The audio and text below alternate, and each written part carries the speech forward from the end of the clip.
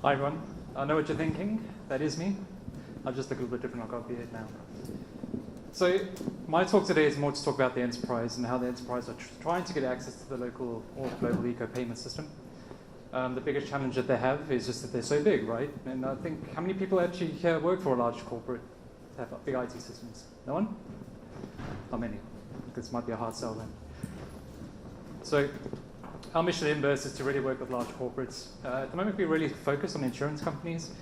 When you look at big insurance companies like Zurich, Generali, Munich Re, they tend to work in multiple markets, and when they work with a consumer base, they have to work with local currencies, local payment systems, and it's something that they really struggle to do, which is why they still have things like checks as a payout system. I received one the other day, which doesn't really help. If we look at what they're trying to do and what they're trying to spend, they're first trying to tackle the biggest problem, which is digitalization of their current ecosystem inside the organization.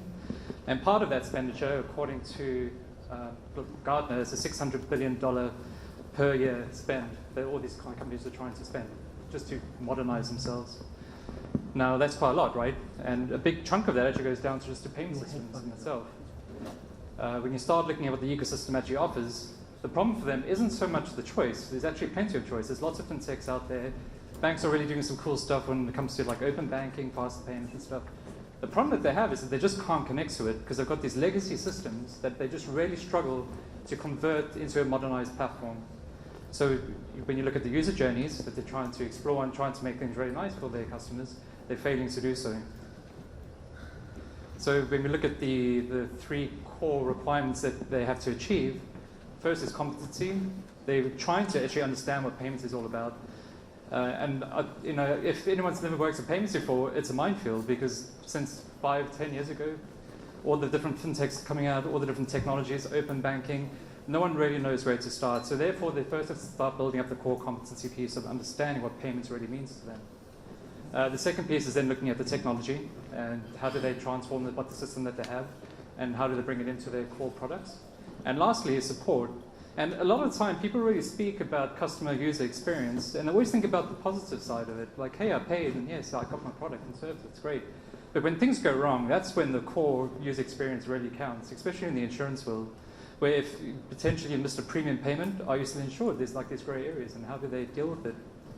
So the expectation is that they just want one API connection, and they just want to be able to take that API connection and cover the full global market. Now, from that perspective, that's where things tend to go wrong. Ultimately, they start analyzing what their true problems are within the organization. It takes 7 times longer. It takes, 11 times the cost, and then there's also a huge failure rate a lot of the time. They tend to go in these cycles over and over again, trying to implement a payment system. Now, the expectation, as you can see, is the tip of the iceberg. But when you start really going down into the problems that they have, they've got multiple. They don't have payments knowledge. They don't actually have the resources because a lot of enterprises don't have development or capability internally. They tend to outsource it to the different distribution partners that they have.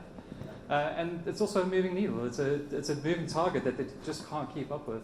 So ideally what they're looking for is not just connecting to one API. If they're going global, they have to connect to maybe 20 or 30.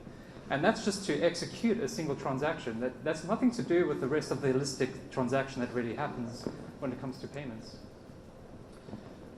You get a lot of the nice new fintechs, even open banking. Everyone's talking about, hey, we've got nice APIs, and it's really fantastic.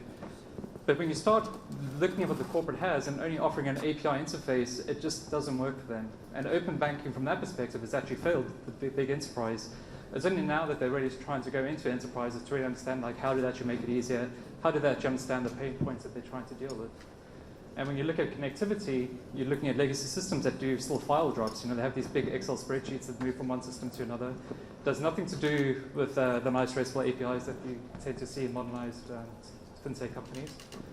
The other problem that they have is that a lot of fintechs focus on e-commerce, so a lot of collections. When it comes to payouts, not so much. And even more, it's really hard to make money with enterprises because the volume load just doesn't suit the operational costs of what a fintech has to go through. So if we have to look at the whole payments and the problems that we're trying to solve within a big technology company or just within an insurer that we tend to work with, there's 4 main sectors to a customer expectation and a customer user journey. The first one is the technology. So how do you get the user journey to fit the technologies that customers are experiencing from other services and products, especially on the subscription model? You know, if you got to Netflix and you got Amazon, it's really easy to pay for stuff, and it's great. But when you start going to like ensuring you want to get a new premium, the customer's expectations is for it to be just as fluid and just as easy, and it's not. The second piece that they have to try and tackle is just data regulation. So we had a client out in Zurich, and they chose Stripe as a PSP. And they spent what was meant to be 3 months worth of work to do the integration, ended up 6 months. And then 9 months later, compliance came in and said, well, actually, we just realized Stripe moved data across to the US. Sorry, you've got to rip it out. So these are the sort of problems that big enterprises are trying to deal with, because they move at different speeds within different departments within the organization. And then part of that is also just regulation needs. You know, they have to be able to do KYC, KYB, all the different sanctions, checking AML, all the things that we've spoken about today. And again, there is no one unified user journey for them to be able to say, hey, let's just try to tackle this at once. Again, they've got to go to different markets, use different providers. And it really inflates the problem that they're trying to have, to overcome, really. And then, the customer expectations, just trying to keep up with demand, it's very difficult for them. So I want to talk a little bit about the different customer experience around payments, and this is the challenge that they're trying to solve. So when it comes to any type of customer experience, you always want to have the right information at the right time. You want to create that value for the user. And then ultimately, if you really want to have a great user experience that people remember you by, or maybe they'll forget you, is how they felt about your product or your service. And I'll give you a great example. So Imburse actually was born from a flight and rate app. The idea was that you could buy flight delay insurance. We used AIG back in the day to be able to detect, okay, we want to buy the premium. Our core IP of the system was to actually understand when flights were being delayed and maybe cancelled. And straight away, we would submit that claim through. And you'll get paid. The drop-off really happened because you would receive a check in the post. So if you're stuck at the airport, and the app says, oh, well, great, you got your payout, but it'll be with you in maybe 10 days, and then you have to go to the local bank to try and exchange into something. It doesn't help you now as a customer, because now you need to either buy a new flight, if you've got kids, you need to potentially get a hotel, you need to maybe feed them, all depends on the situation. So even though from a value proposition and the information, it was all there, but the customers left there feeling bad, just because they didn't actually get what they really wanted from it. Another really good example was our insurance in South Africa. They built this really amazing system to be able to detect hailstorms. Now, hailstorms here aren't a problem, but in South Africa they are. When they're the size of golf balls and they're landing on your car, there's going to be a lot of damage.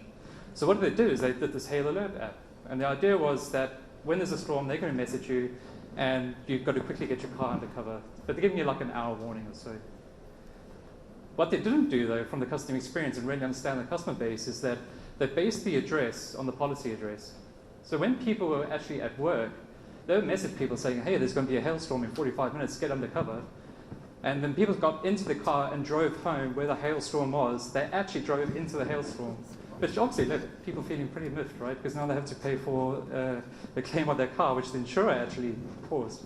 So it's really important to understand how does payments make you feel when it comes to your service, because it really does change the way how the customer comes back to your service, the retention. If you're making subscription services really difficult, these are the things that companies have to start thinking about.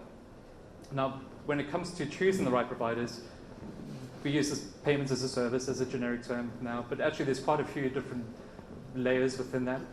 We're a middleware. We don't actually do anything to the transactioning itself. We actually work with the enterprise out, so we work with all the different payment providers, payment orchestrators.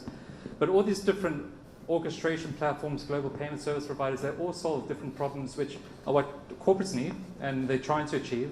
But again, it's just that connectivity, they can't do it.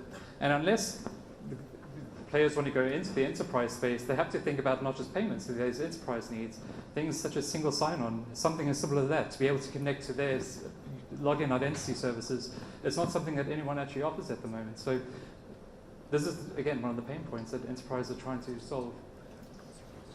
Now, since we work with the enterprise, we realize there's actually 6 sectors that they want to look at when it comes to solving the holistic problem. First is identification, so strong authentication, 3DS, PSD2, all these things. We could start going to regulation. That's another requirement they have to go through. Sanction checking, AML, just legal opinions and whether they can do something. Capturing, so the ability just to capture financial instruments, the transactions to actually execute it. Those two are actually pretty difficult. Now you tend to sit in very different parts of the systems that they have, just for data compliance and protection. And then finally, it's the status. How do they get all that reporting coming back into their organization? They use all different types of ERP systems. It's not just one. Sometimes they have a team of 100 people just reconciling a bank statement. Technologies like Back's Direct Debit doesn't really help with that, especially since it aggregates all the information into one line statement. So, sitting at the top, we're a middleware. We call ourselves Payments as a Service. We act in a software as a service operating model. We don't partake in transactional costs where a lot of payment fintechs are trying to do it, but that doesn't work for big corporates because if a transaction, especially for cash pooling, is $1 billion, they don't want you to take 1% of that because that's a lot of money for them. And the idea is that they just want one connection to be able to connect to any provider. I was going to go through a case study, but we've run out of time by the looks of it. But we are just outside to the right, and I'd love to talk to you more if you are interested in learning a bit more about how enterprises are trying to tackle payments. Thank you.